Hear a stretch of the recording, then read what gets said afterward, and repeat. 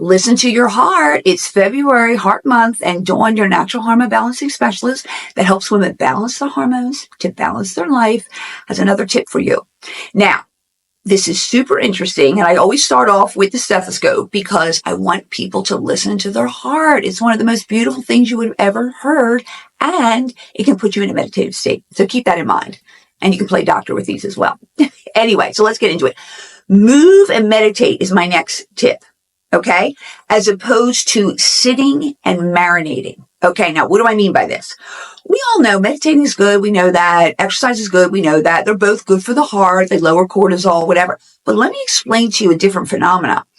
In our modern world, we tend to sit a lot. We're at our desks, we're in our cars, and there's stressful things going on all the time. You get a call from your boss, you're talking to your spouse, you're upset, and we tend to be sitting when we get upset. And what happens is the stress response goes on, right? It kicks in. And the body expects you to run, right? Fight or flight. It wants action. And we tend to be upset a lot in our stressful world, but we're sitting. So we're sitting and marinating about things. So the best thing to do is to move. Because when you move, you help to dispel the negative energy that can build up. Now, what do I mean by that? Let's say you want to discuss something with your partner that's a little bit like, oh, I know, we got to really talk about him never taking out the trash, right? So maybe what you do is you say, you know what, honey, let's go for a walk. And you talk while you're walking. Because what it's doing is it builds up frustration for both of you. Yeah, you can get a little heated, but you can't get too heated when you're getting out of breath, right? So you can keep the conversation at a certain level, but also you're dispelling that negativity instead of just sitting there in a room talking to him and being upset about it.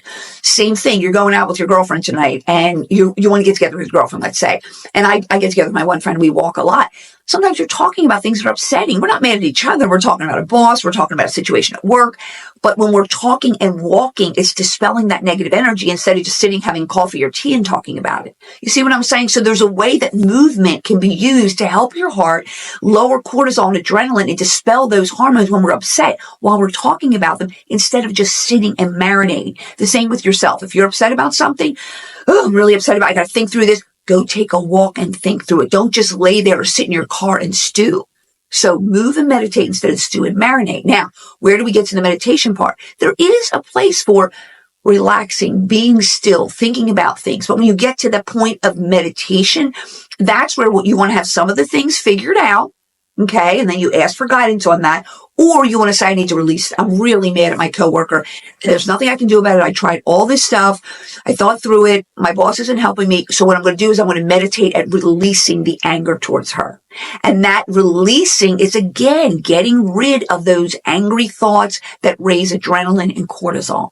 So what's the lesson here today? You want to move and meditate with your stressful thoughts, your stress, your anger, your fear, your frustration, instead of sitting and marinating. So when you talk about it, move. When you're ready to release it and you can't do anything else about it, that's when you get into a meditative state and you let it go. And all of these things are going to be perfect for your heart because your heart is the seat of your emotions. And if we treat our emotions correctly and we know how to let them go and we know how to release them in the right way, it's always going to be good for your heart and your heart health and your hormones.